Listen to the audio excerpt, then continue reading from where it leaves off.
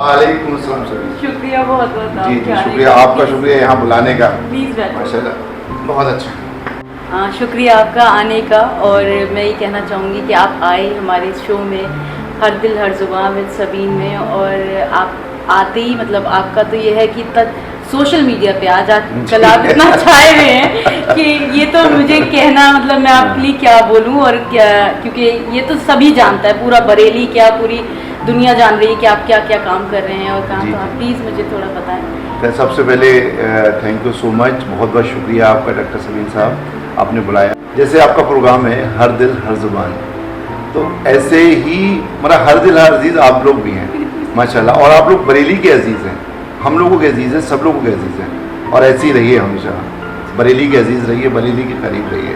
जी जी, हम चाहते हैं आप बरेली में आए, बरेली के करीब रहें। बिल्कुल बिल्कुल। कि आप मैंने सुना है, और मैं आपसे अभी रिसेंटली जुड़ा हूँ आपसे, मुझे लग रहा है, और लगता नहीं है मैं रिसेंटली जुड़ा हूँ, क्योंकि मुझे लगता है कि बहुत पहले से मैं आपको जानता हूँ, और आप जैसे काम कर रहे हैं, जो वुमेन एम्पावरमेंट में भी काम कर रहे हैं, गरीब बच्चों के लिए काम कर रहे हैं, इतना ज़्यादा आप सोशल वर्क करते हैं, उसके लिए तो मुझे लग रहा है आपको कोई अवार्ड मिलना चाहिए, अच्छा नेशनल अवार्ड। सही बता रहा हूँ, आपको मिलेगा ज़रूर, आपसे मिलेगा उस मुकाम पे आप इंशाल्लाह ज़रूर पहुँचेंगे एक दिन। जी। मेरी ये दिल से तमन्ना भी है, और ये होना चाहिए आपके साथ। और जो डिफरेंट स्कूल में एग्ज़ाम देके निकाला गया है, जो गरीब बच्चे उनको टैलेंट को उनको निकाला है, उसको एक जगह इकट्ठा करके जो आप लोग उनको एजुकेशन दे रहे हैं, वो मैं समझता हूँ इससे अच्छा काम दुनिया में हो ही नहीं सकता। और जो आप जो वुमेंस के लिए कर रही हैं, जो उनका एम्पावरमेंट के लिए कर रही हैं, जो सोशल वर्क कर रही हैं, वो उसको मेरे दिल से शुक्रिया, तहे दिल से शुक्रिया। जी, बहुत बढ़िया, very good, thank you so much. अब आप मुझे अपने बारे में कुछ बताएं कि जैसे हम आपके बारे में भी जानना चाहते हैं क्योंकि अभी मैं अपने बारे में क्या बताऊं, मेरा नाम तो अनीस है। जी जी। अनीस का मतलब होता है दोस्त, खैर ख्वाह, लोगों का ख्याल रखने वाला, और वैसे ही अल्लाह ताला ने मुझे बनाया है, और मैं चाहता हूँ मैं चेंज भी ना हूँ। लोग कहते हैं कि डॉक्टर अनीस आप चेंज मत हो ना, मैं चाहता हूँ चेंज ना हो, मैं सबका दोस्त बन के रहूँ हमेशा। मैं बेसिकली एक फार्मर का बेटा हूँ, मेरे वालिद साहब एक फार्मर थे, और मेरा फार्म है पंडेरा फार्म। बेसिकली मेरा बचपन वहाँ से गुजरा है, पंडेरा फार्म से, तो वो यादें हमेशा जुड़ी रहती है मेरी। गांव के फार्म तो एक गांव में होता है, वो हमेशा याद रहता है मुझको, मेरा बचपन गुजरा वहाँ पे, वहाँ से स्कूलिंग हुई मेरी, और स्कूल के बाद में मैंने अपना जो हाई स्कूल है वो मैंने MGM इंटर कॉलेज उससे बहेड़ी से किया, तो रोज़ाना अप डाउन करता था वहाँ बस से मैं। उसके बाद में मैंने अपना इंटर यहाँ FRS इस्लामिया इंटर कॉलेज से किया, फिर मैंने BSc की यहाँ से बरेली कॉलेज से। अच्छा, शुरू से ही मेरे वालिद साहब चाहते थे कि मेरा बेटा डॉक्टर बने, जी जी, तो मुझे उनके ख्वाबों को पूरा करना था, और मेरा था कि मैं डॉक्टर बनूंगा। तो आप भी कैसे, मतलब आप भी तो डॉक्टर बने, तो इसका भी आप थोड़ा सा बताइए कि मेरी फैमिली एक बेसिकली एक फार्मर थी, मेरे कोई भी फैमिली में पूरे डॉक्टर नहीं था, खाली हम लोग बिजनेसमैन थे, और एक फार्मर फैमिली थी हमारी। तो मुझे लगा था मुझे डॉक्टर बनना है, लेकिन मुझे लगा यहाँ मुझे तब इतनी कोचिंग नहीं थी, बरेली भी इतनी अच्छी, तो मैं यहाँ से फिर लखनऊ चला गया BSc करके, वहाँ मैंने कोचिंग की, और मैं MBBS में सेलेक्ट हो गया all India pre medical test से, अच्छी रैंक से। Very nice, very nice. तो ये जो आपका मतलब जैसे आप आगे भी काम मतलब जो है आप भी चैरिटेबल वर्क में हैं, और जो आप ये डॉक्टर भी बने, तो ये आपका जभी से था, मतलब बचपन से आपके दिल में ये था कि मैं लोगों की कैसे मदद करूं, लोगों की कैसे हेल्प करूं, और जाहिर है कि डॉक्टर एक ऐसा प्रोफेशन है कि वो उसमें आप मदद ही कर रहे होते हैं अपने, जो भी आपको मतलब जो आपके पेशेंट भी होते हैं वो दुआएं दे के आपको जाते हैं। मैंने जिस दिन से होश संभाला,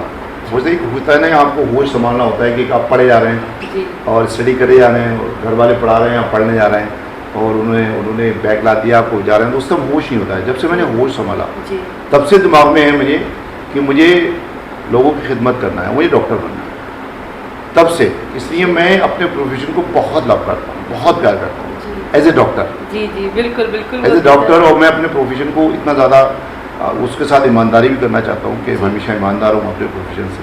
जी जी। अच्छा, आप डॉक्टर भी हैं और आप चैरिटेबल भी वर्क इतना करते हैं, और जैसे कि सब जानते ही हैं कि आप पॉलिटिक्स में भी हैं, तो मैं उसके बारे में आप मुझे बताएं कि किस तरीके से ये भी आपके मतलब एक उसी तरह का आपका एक पैशन था, या ये आप होते चले गए, या आप किस तरह से? देखिए, मैंने पहले बताया आपको कि मैं आई लव माई प्रोफेशन। जी जी। लेकिन जब मैं लोगों की खिदमत करता था, लोगों के बीच में जाता था, लोगों के बीच में रहते थे, तो मेरी आदत है कि जो मुझसे मिल जाएगा 5 मिनट के लिए वो मुझसे जुड़ जाता है हमेशा। जी। वो कहता है आपको भूल नहीं पाते, तो वो लोग जुड़ते गए। जी। जैसे मैं बरेली में आया, बरेली के बाद में मैं लोगों से मिला, लोगों से इंट्रोड्यूस हुआ, तो लोग जुड़ते गए बहुत तेज़ी से। अच्छा। तो आप ये देखिए कि मेरे क्योंकि फैमिली पॉलिटिकल फैमिली है, मेरे भाई 3 बार के विधायक रह चुके हैं, एमएलए रह चुके हैं मिलन से, जी। बड़े भाई, और फादर भी डेलीगेट का इलेक्शन लड़ते थे, प्रधान थे वहाँ के देश के। तो वो पॉलिटिकल फैमिली थी मेरी। जी, जी, जी। लेकिन मैं बिल्कुल इस तरफ नहीं था, मैं स्टडी में जाता था। जी, जी। लेकिन वो ना जीन्स तो जी, पॉलिटिक्स के है। तो उसके बाद में फिर जब मैं था लोगों से जुड़ा, जब मैं फेमस हुआ दिल्ली में, तो पार्टी के लोग आए मेरे पास में, उन्होंने कहा कि तुम्हें मेयर का इलेक्शन लड़ना है। अच्छा। हाँ, मायावती जी ने बुलाया है आपको। जी। जब बीएसपी यहाँ पर रूलिंग पार्टी थी, तो मैंने कहा नहीं यार, मैं इलेक्शन नहीं लड़ूंगा, मैं इसी में खुश हूँ। जी। लेकिन उन्होंने बहुत प्रेस किया, तो मैं एक दौर मिलने जी। के बाद में मैं काफ़ी इम्प्रेस भी हुआ उनसे। जी जी। और मिलने के बाद में फिर मैंने आके लड़ा यहाँ इलेक्शन, अच्छा। और यहाँ पर 2012 में, लेकिन वो इलेक्शन मेयर का पोस्टपोन हो गया जी जी। By chance. तो फिर मैंने एमएलए का इलेक्शन लड़ा था, लेकिन मैं लूज़ कर गया। वो ऐसे कुछ सर्कमस्टेंसेस बन गए बरेली के कि मैं लूज़ जी। कर गया। लेकिन उस लूज़ करने से मुझे फ़ायदा बहुत हुआ बरेली को जानने का मिला कि बरेली कैसा है। जी। मैं शायद इलेक्शन नहीं लड़ता अगर, तो मैं बरेली को नहीं जान पाता। बरेली की हर गली में पूछती है मुझे कहाँ कौन क्या रहता है, पूरी बरेली का, चाहे कैंट हो चाहे शहर हो, कौन कहाँ रहता है, किस गली में रहता है, मैं बता सकता हूँ। बहुत तो मैं लोगों से जानने का मौका मिला, जी। बरेली को करीब से जान गया। करीब से और माशाल्लाह बरेली बहुत खूबसूरत शहर है, और बरेली के लोग बहुत खूबसूरत है माशाल्लाह। जी, जी। अब तो बरेली के लोग भी खूबसूरत है, ये देख के पता लगा मुझे, और बरेली बहुत अच्छा लगता है। जी। तो पॉलिटिक्स से ये दिया मुझे। उसके बाद जी जी। फिर मैं बढ़ता गया, पॉलिटिक्स में बढ़ता गया। अभी समाजवादी पार्टी से मुझे कैंट से टिकट भी मिला था, जी। जब अभी इलेक्शन हुआ पिछली बार, लेकिन वो बाई चांस कट गया कैसी कुछ। लेकिन मैं लोगों के दिल में अभी बसा हूँ। जी, अगर जी। इलेक्शन टिकट मिलने का मतलब है, वो तो खैर पॉलिटिक्स है, कभी कुछ हो सकता है, लेकिन लोगों के दिल में बसा हूँ। मुझे लग रहा है जी। लोग मुझे चाहते हैं और मैं लोगों को चाहता हूँ। बिल्कुल बिल्कुल। ये पॉलिटिक्स का सफ़र में, जी। और हमेशा मैं यही चाहता हूँ कि मैं लोगों से जुड़ा रहूँ, जी। और लोगों से प्यार करता हूँ हमेशा। इस दुनिया से नफरत ही खत्म हो जाए, बिल्कुल। नफरत का कहीं जगह ही ना हो, सिर्फ प्यार की जगह हो हमेशा। बिल्कुल। ये मेरी दिल की ख्वाहिश है। ये आपकी बहुत जी। बहुत ही खूबसूरत सोच है। और ये आप मुझे बताएंगे, जैसे आप फिटनेस पे इतना रहते हैं और आप अपने आप पे इतना ध्यान देते हैं, तो उसी तरह आप अपनी मेंटल हेल्थ का भी ध्यान किस तरह से? देखिए ऐसा है ना, फिटनेस जो है ना, एक टोटल हेल्थ है। जब मैं बरेली आया, पहले तो मैं इतना ज़्यादा बिजी था, कॉलेज में बिजी, फिर पीजी।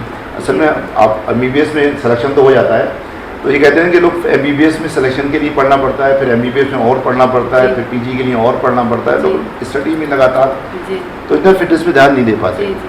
फिर उसके बाद में जब बरेली आया, बरेली के बाद में फिर मैंने इतना काम किया यहाँ के, फिर दिन रात लगा रहा, तो मैं अनफिट सा हो गया बिल्कुल, अच्छा। बहुत ज़्यादा अनफिट हो गया। मुझे फील होने लगा क्या कर रहा हूँ मैं। जी जी। फिर मैंने थोड़ा ध्यान दिया, जी तो फिटनेस इन टोटल जो है, जी। आपको खाली ये नहीं कि आपको एक्सरसाइज करना है, खाली ये नहीं आपको वेट उठाना है, फिटनेस टोटल हेल्थ होना चाहिए आपकी। आजकल देखा यंग जनरेशन, कई फिल्म स्टार जो है एक्सरसाइज करते टाइम वो एक्सपायर हो गए, यंग सर्जन एक कार्डियोलॉजिस्ट को एक्सपायर हो गया। जी तो ये ज़रूर बताना चाहूँगा आपको, अपने जी। यंगस्टर को और बरेली के लोगों को भी, जी जी कि इसमें देखिए हेल्थ जो है ना टोटल जी। पूरा एक पैकेज है। और वो आपको, अब आपने 12 घंटे काम करके आप सर्जरी करी आपने, या आपने खाली वेट ट्रेनिंग करी, आपने ये नहीं सोचा कि और उस पिछली बार रात में सोए या नहीं सोए, या आप स्ट्रेस में तो नहीं है। तो सबसे पहले मैं कहूँगा स्ट्रेस फ्री रहिए, मैक्सिमम जितना रह सकते हैं आप स्ट्रेस फ्री रहिए, सबसे पहली चीज़। उसके बाद में फिर आप अच्छे से सोइए, कम से कम 7 घंटे सोना ही सोना है। और उसमें भी, सोने में भी, स्लीप में भी आपको क्वालिटी ऑफ स्लीप पे आपको ध्यान देना है, ना कि क्वांटिटी। आप सो तो गए 12 घंटे, लेकिन आपको है क्वालिटी आपकी स्लीप में है ही नहीं, तो कम से कम 7 घंटे ज़रूर सोइए। आप स्ट्रेस फ्री रहिए। उसके बाद में आप एक्सरसाइज करिए। एक्सरसाइज में भी टोटल जो है आपको वेट ट्रेनिंग करना है, कार्डियो करना है, और साथ साथ आपको योगा करना है। जानती हूँ आप बहुत हैं, मतलब आप रात सुबह से लेकर रात तक आपका जी, जी। बिल्कुल ऐसे रहता है कि बस मतलब आपको टाइम नहीं होता, और जी, उसमें जी। आप अपनी फिटनेस का भी ध्यान रखते जी, हैं, ये जी। बहुत मतलब बहुत ही अच्छी बात है। आपने वेट ट्रेनिंग कर ली, मान लिया कार्डियो कर लिया, फ्लेक्सिबिलिटी नहीं है, स्ट्रेचिंग जरूर करिए। जी stretching must, yoga is must, वो सब चीज़ें कंबाइन होनी चाहिए। जी और सबसे लास्ट में ये है, मैंने बता दिया, स्ट्रेस फ्री रहिए, अच्छे से सोइए आप 7 घंटे, जी आप पूरा वेट करिए, आप एक्सरसाइज में वेट ट्रेनिंग करिए, स्ट्रेचिंग करिए, और साथ में क्या बताया आपको, कार्डियो करिए जी, आपके जी। हार्ट के लिए। लेकिन सबसे ज़्यादा ज़रूरी है आप माइंडफुल ईटिंग, माइंडफुल ईटिंग होना चाहिए। ये कि जैसे आपका बॉडी है ना, वो कचरे का डिब्बा नहीं है, जो चीज़ खाए जाए खाए जाए खाए जाए, उसमें बहुत ध्यान देना है आप, क्या खा रहे हैं आप, बहुत ध्यान देना है। तो उसमें सबसे पहले आपको मॉर्निंग में स्पेशली ज़्यादा खाना चाहिए, फ्रूट लेना चाहिए, दोपहर में थोड़ा और लाइट कर देना चाहिए, और शाम को मिनिमम 7 बजे से पहले ख़त्म कर देना चाहिए। 7 बजे के बाद में कोई चीज़ खाना चाहिए। अब चेंज देखिए अपनी बॉडी का, और 7 बजे ऐसे करिए, बिल्कुल, बिल्कुल। पूरे फिट हो जाएंगे आप। बिल्कुल। मैं किसी से कहता हूँ, चैलेंज है इस बात का, अब ये कर लिए 100% फिटनेस होंगे, 100% फिट हो जाएंगे आप। बिल्कुल और मैं हमेशा कहता हूँ, कीप स्वेलिंग, फिट रहो, हिट फिट रहो। रहो। भैया आप ये देखिए ना, आप फिटनेस से क्या कर सकते हैं आपके अंदर। जी जब मेरा एक टाइम ऐसा है कि जब मेरा HbA1c 6.2 हो गया, जी 6.2 का मतलब है कि आप प्रो डायबिटिक हो गए, है ना। तो मेरे फैमिली में माशाल्लाह, मेरी इतनी फैमिली है 150 लोगों की, उसमें काफ़ी लोगों को डायबिटीज़ है, मेरे छोड़ के। डायबिटीज़, हाइपरटेंशन, ओबेसिटी, क्योंकि मैं डॉक्टर हूँ इसलिए बोल रहा हूँ आपसे, जी, जी। ये चीज़ें ज़रूरी है बताना मेरी वालों को। जी जी डायबिटीज़, ब्लड प्रेशर, मतलब हाइपरटेंशन, और ओबेसिटी, और कार्डियक डिजीज़ ऐसी है जो कि लाइफ स्टाइल डिजीज़ है, जी जिसमें हम अपने लाइफस्टाइल को चेंज करके उसको ख़त्म कर सकते हैं। आज मैंने HbA1c मेरा 5.6 है, 6.2 से 5.6, मतलब डायबिटीज़ खत्म, कंट्रोल हो गई। जब मैं प्रो डायबिटिक था, अब मैं बिल्कुल नॉन डायबिटिक हूँ। बात समझ रहे, 5.6 में नॉन जी डायबिटिक। जी जी तो आप ये लाइफस्टाइल डिजीज़ है, जी। ये आप इन चीज़ों से आप टेंशन फ्री अपनी रहिए, लाइफ, हाँ, स्टाइल टेंशन से फ्री अपनी- रहिए, अच्छे से सोइए, माइंडफुल ईटिंग करिए, एक्सरसाइज करिए, ये लाइफस्टाइल डिजीज़ आप ख़त्म कर सकते हैं, आपकी ज़िंदगी से निकाल सकते हैं। जी। हाइपरटेंशन नहीं होगा, जी। डायबिटीज़ नहीं होगी, ओबेसिटी नहीं होगी, हार्ट डिजीज़ कम से कम हो जाएगा आपका। बिल्कुल। तो ये सब आप कितना और बढ़िया, अगर है तो वो चली जाएगी, चली जाएगी, बिल्कुल जी, जी, 100%। क्योंकि वो ये हाँ। सारी चीजें जेनेटिक नहीं होती हैं, बिल्कुल। हमारी सोच ऐसी होती है, हम ये जेनेटिक हो सोचते सकती है, थोड़ा प्रीडिस्पोजिंग फैक्टर है, जेनेटिक फैक्टर, लेकिन ज़्यादातर आप ये नहीं कि मेरे यार मादर फादर मोटे हैं तो मैं भी मोटा हूँ, नहीं, ऐसा नहीं है। उनकी बॉडी अलग है, सबकी बॉडी एक से नहीं हो सकती, सब अपने बॉडी अलग है। और मैं चाहता हूँ जैसी बॉडी हो वैसे खुश रहिए आप। अब मेरी बॉडी सलवार का जैसी नहीं होती, लेकिन मैं अपनी बॉडी से खुश हूँ। जी जी हर आदमी अपनी बॉडी से खुश रहना चाहिए। अच्छा, आप डॉक्टर भी हैं, फिर पॉलिटिक्स में भी आप हैं, फिर आप फैमिली को भी देखते हैं, और आपके यहाँ मतलब मैं देखती हूँ कि आगे आपके बेटे भी डॉक्टर, मतलब वो भी जी, MBBS में जी। उनका सिलेक्शन हो गया है, जो आपको बहुत मुबारक हो। जी माशाल्लाह। अब मैं ये जानना चाहती हूँ कि आप उसके बाद में इसमें अपने सोशल वर्क में और चैरिटेबल जो आपका काम चल रहा है इस वक्त, जो सबको पता है कि जी। मतलब कितना अच्छा काम कर रही है आपकी वो ऑर्गेनाइजेशन, तो ये आप कैसे, ये सारी चीज़ें आप कैसे कर रहे हैं? देखिए, डॉक्टर के जैसे जब बात करी आपने, तो मैं डॉक्टर हूँ, मेरी वाइफ डॉक्टर फहमी खान, वो भी KGMC से डॉक्टर है, माशाल्लाह जानती हैं उनको। आपके प्रोग्राम में भी आई थी पिछली बार, बहुत तारीफ़ कर रही थी आपकी, मतलब बहुत तारीफ़ कर रही थी। बाकी मैंने देखा वो बहुत अच्छा प्रोग्राम था वो भी आपका, जी जी वो मीन्स इन्फॉर्मेंट पे था अच्छा प्रोग्राम, जी जी जी बहुत अच्छा प्रोग्राम। बाद में फिर मेरी बेटी है जोया, जी तो वो भी लखनऊ से MBBS वो कर रही भी, है। जी, जी, माशाल्लाह। अभी मेरा बेटे का आरिश बेग हैं जो, जी उनका बहुत अच्छे मार्क्स आए हैं, 670 आउट ऑफ 72, जी वो भी माशाल्लाह अच्छा डॉक्टर वो बन आप ही जाएगा। पर हैं सब बच्चे, हाँ, तो बोला ये जिस माँ-बाप ऐसे प्रोफेशन होते हैं, जी जी, जिस बिल्कुल। प्रोफेशन में माँ बाप होते हैं, चाहते हैं जी। कि इसी प्रोफेशन में जाए। हालांकि हम लोग उनसे पूछ लिया था, तुम लोग एज ए डॉक्टर से रहोगे, तो बोला नहीं, हम लोग डॉक्टर ही बनना चाहते हैं। जी जी तो बच्चों पे करीब स्ट्रेस नहीं देना चाहिए, वो माशाल्लाह हो गए। उसके बाद में फिर सोशल वर्क तो करता ही हूँ मैं, as a doctor, as a politician. लेकिन बाद में फिर हम लोगों ने सोचा कि और कुछ किया जाए कम्युनिटी के लिए। जी तो जैसे लोग है ना, अकेला मैं नहीं कर सकता, जो काम हम लोग एक नहीं कर सकते, वो काम हम इकट्ठा होकर कर सकते बिल्कुल, हैं, ये तो आपने मेरी बात कह दी है ना। इकट्ठा होकर कर सकते हैं। जी, तो अपने जी। भाइयों को जोड़ा, तो जो जिनकी थिंकिंग सेम थी। जी तो असल में हम लोग क्या चाहते हैं बेसिकली, देखिए हमारा बरेली अच्छा, जी हमारा बरेली खूबसूरत है, हमारा उत्तर प्रदेश खूबसूरत हो, हमारा पूरा इंडिया खूबसूरत हो। हम लोग ऐसे रहें आपस में, सब कोई भी धर्म जाति के लोग हों, कोई भी कास्ट के लोग हों, जैसे हिंदू हों चाहे मुस्लिम हों चाहे हम सब आपस में मिलजुल के रहें, एक अच्छा खूबसूरत अपना हिंदुस्तान बनाएं।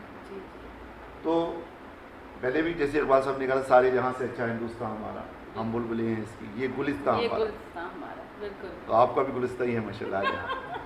तो मैं यही कहना चाहता हूँ कि उसी सिलसिले में हम लोगों ने कहा कि अपनी कम्युनिटी जो पुअर्स लोग हैं, जो जैसे आप लोग बच्चों की पढ़ा के बच्चों के लिए एजुकेशन के लिए कर रहे हैं, हम लोग उससे सब मिल के एक ऐसा करें कि जहाँ हम अपने कौम की खिदमत कर सकें। इसलिए इस बात को बनाया गया, जो सेम थिंकिंग के लोग हैं वो सामने आए, वो इकट्ठा हुए और उसी में ही हम लोगों ने काम कर रहे हैं लोगों के लिए। तो इतने शॉर्ट पीरियड में आपके साथ इतने सारे लोग इकट्ठा हो गए हैं और इतना बड़ा आपका ये ग्रुप होता जा रहा है, जहाँ के मतलब मुझे लगता है कि बरेली का शायद कोई भी अब ऐसा नहीं होगा जो इस बात से जुड़ना नहीं चाहता है और उसको इंतज़ार नहीं है कि वो इस बात में कैसे जुड़े। तो आप ये बताएं। देखिए मेरी हमेशा ना पॉजिटिव थिंकिंग रहती है, कभी मैं नेगेटिव नहीं होता। तो जब पॉजिटिव थिंकिंग लेके चलेंगे किसी चीज़ को, हमेशा पॉजिटिव रहेंगे आप, पॉजिटिव सोचेंगे आप, नेगेटिविटी आप अंदर से निकाल देंगे, तो आप लोग मतलब लोग आपसे जुड़ते जाएंगे और जब काम भी अच्छे हों आपके तो लोग आगे आना चाहते हैं, लोग खिदमत करना चाहते हैं, लेकिन अकेले नहीं कर पाते, इसलिए इकट्ठे होकर करना चाहते हैं। तो हम लोग करते गए, लोग आते गए, वो ये ना खुद ही को कर बुलंद इतना कि मैं चला था अकेला ही चला था जाने भी मंजिल मगर लोग आते गए और कारवा बनता गया। तो वो ये तो कारवा बन गया है इस बार एक, और अभी हम माशाल्लाह बहुत जल्दी डायग्नोस्टिक सेंटर खोलने वाले हैं और हमारे अमित भाई भी उसमें पार्टनर है माशाल्लाह, आप भी पार्टनर बन जाएंगी मुझे लगता है। तो एक है हम लोगों ने ये सब बेसिकली, और उसके बाद में हम एजुकेशन पे ध्यान देंगे, बेसिकली हम अपने देश पे ध्यान देंगे, हम अपने हिंदुस्तान पे ध्यान देंगे, हम लोगों को पे ध्यान देंगे, लोगों से जुड़ेंगे, लोग हमसे जुड़ेंगे, मोहब्बत का पैगाम देंगे।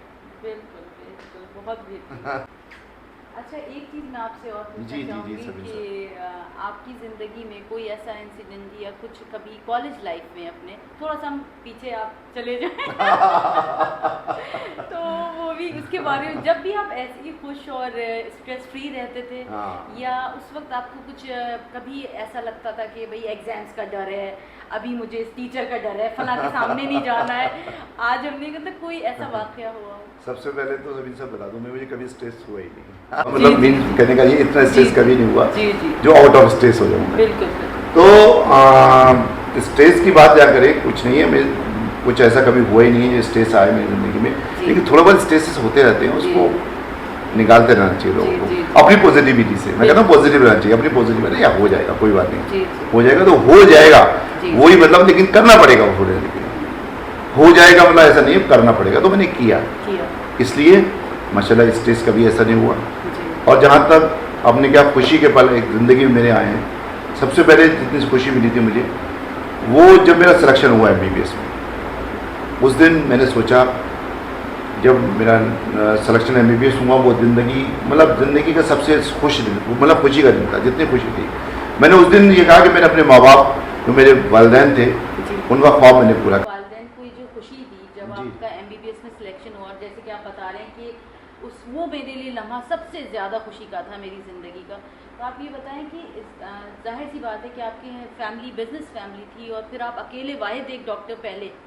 एक्चुअली मेरे वालिद साहब चाहते थे कि मैं डॉक्टर हूँ, मेरा बेटा डॉक्टर बने। उन्होंने यहाँ तक कहा मुझसे कि बेटा, जब हम लोग इतना पैसा नहीं था घर पे, मतलब पैसा था तो, लेकिन इतना भी नहीं था, बोले कि तू डॉक्टर बन जा। मेरा जब यहाँ मैं BSc कर रहा था, तो मैंने जब यहाँ का एग्ज़ाम दिया तो उस बार यहाँ में नहीं हुआ मेरा सिलेक्शन, तो बोले मैं तेरे हिस्से की ज़मीन बेच देता, तू MBBS हुआ था। तो मैंने कहा नहीं, मुझे डोनेशन से डॉक्टर नहीं बनना है, मुझे डॉक्टर अपनी मेहनत से बनना है। तो वही मैंने कहा कि जब मैं उसके बाद में मेरे फादर का इंतकाल हो गया, और इंतकाल होने के बाद में मेरा सिलेक्शन हुआ। अफसोस के वो मेरे वालिद साहब देख नहीं पाए, उनको तो आपकी दुआएं तो मिली हुई थी, तो वो तो बाद में सब कुछ देखेंगे, क्योंकि वो दुआएं मेरे साथ में थी, मेरे वालिदैन की, मेरी माँ की और मेरे अब्बा की, दोनों की। तो वो दिन मेरा सबसे ज़्यादा खुशी का दिन था, जिस दिन मेरा MBBS सिलेक्शन हुआ। उस दिन से मैंने कहा कि वालिदैन की दुआ से मैं आज माशाल्लाह डॉक्टर बन जाऊँगा, और डॉक्टर बन गया, एक बार सिलेक्शन हो जाए तो माशाल्लाह आप बन ही जाते हैं अपनी मेहनत से। वो दिन खुशी का सबसे ज़्यादा दिन था। और दूसरी खुशी जब मिली जब मेरे बच्चों का सिलेक्शन हुआ MBBS में, अभी मेरे बेटे का सिलेक्शन हुआ, मेरी बेटी का हुआ, और मेरे बेटे का जब सिलेक्शन हुआ तो मुझे लगा कि अब शायद माँ बाप के लिए उससे ज़्यादा खुशी हो ही नहीं सकती जब आपके बच्चे सेटल होते हैं, जब आपको बच्चों का हो जाए। तो बच्चों के वो कहते हैं ना कि बच्चों से ज़्यादा खुशी माँ बाप के लिए नहीं हो सकती। अगर अनडाउटली अगर अनकंडीशनल लव अगर कोई कर सकता है बच्चों से, बच्चों के लिए मैं कह सकता हूँ, बच्चों को जो बच्चे देखें इस वीडियो को वो मैं उनके लिए कह सकता हूँ, अनकंडीशनल लव अगर कोई कर सकता है दुनिया में तो अपने माँ बाप ही कर सकते हैं, कोई नहीं कर सकता, कोई भी नहीं कर सकता। इसलिए बच्चों से इधर उधर भटके भी ना कि ये ज़्यादा माँ बाप से आपको ज़्यादा कोई भी नहीं कर सकता कभी भी।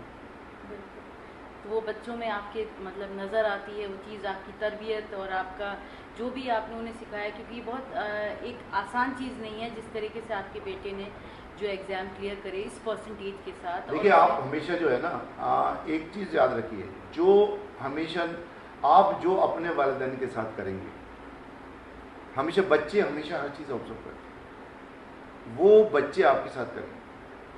हमेशा आपको अपने वालिदैन को जिदी वो कह रहा है, वालिदैन को आपको अपने वालिदैन को अच्छा रखना है, आपको उनकी खिदमत करना है, उनको हर खुशी देने की कोशिश करना है, तो आपके बच्चे भी आपको हर खुशी देने की कोशिश करेंगे। जैसे मैंने अपने माँ बाप के लिए किया, और मेरे बाद में मेरी वाइफ है डॉक्टर फहमी खान, उनके वालिदैन भी मेरे साथ रहते थे, तो हमें लगा ही नहीं कि शायद हमारे वालिदैन चले गए हैं। तो उनके हमने डॉक्टर फहमी के वालिदैन ने और डॉक्टर फहमी ने अपना वालिदैन के साथ इतना किया कि शायद मुझे लगा कोई नहीं कर सकता जिसकी खिदमत की होगी। तो वही बच्चे हम हमारे देख रहे हैं, मुझे लग रहा है हम अपने बच्चों से भी उम्मीद कर सकते हैं, और आप अपने बच्चों से उम्मीद करते होंगे कि कितना करते हैं आप बच्चों के लिए जाके वहाँ रहती हैं मसूरी में, आपने घर लेके रखा है, तो आप भी बहुत करते हैं माशाल्लाह। तो हमेशा ये याद रखिए कि हम आप भी उन खुशकिस्मतों में से हैं जिनके माँ बाप की दुआएं उनके साथ हैं। बिल्कुल बिल्कुल रहना चाहिए। माँ बाप दुनिया में मैं कहता हूँ अनकंडीशनल वही कर सकते हैं आपसे, इसलिए हमेशा इस पहलू को हमेशा रखिए आप। उनकी दुआएं थी जब तो आज आपसे मुलाकात हो रही है और मैं बहुत खुशकिस्मत हूँ कि आपसे मुलाकात हो रही है। अच्छा, और आपके साथ में आपकी महफिल में हूँ, मैं बहुत खुशकिस्मत हूँ। जी जी। अच्छा, आपके इतनी सारे आपके पास टैलेंट्स हैं कि आप डॉक्टर तो हैं ही खैर, और उसके साथ साथ आप क्या क्या शायर भी हैं, गाने भी, आपकी आवाज़ ही बहुत अच्छी है। नहीं ये तो सारी चीजें गुनगुनाना था गाना, मैं कहिए तो कह देता हूं, लेकिन मैं आता नहीं गाना।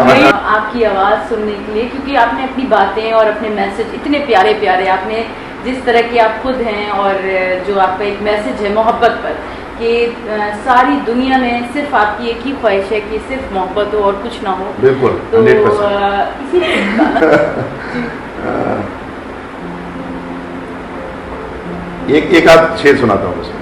जी जी।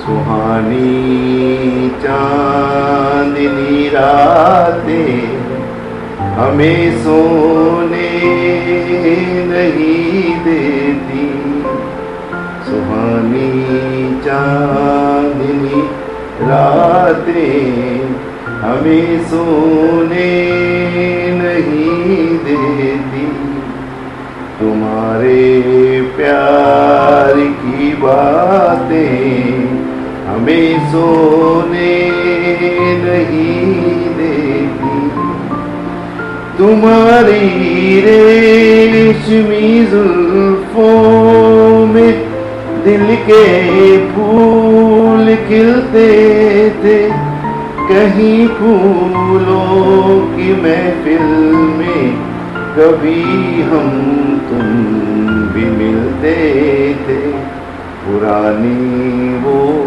मुलाकातें हमें सोने नहीं देती, सुहानी चांदनी रातें हमें सोने नहीं देती। बहुत बेहतरीन, 20 साल बाद ये मेरी तरफ से आपके शुक्रिया, इसकी जरूरत नहीं थी, माशाल्लाह आपने इतना खुश कर दिया, मेरा दिल भी खुश हो गया। हमेशा इस इंटरव्यू को याद रखूंगा आपके, माशाल्लाह बहुत शुक्रिया सलीम साहब, बहुत शुक्रिया आपका। Thank you so much.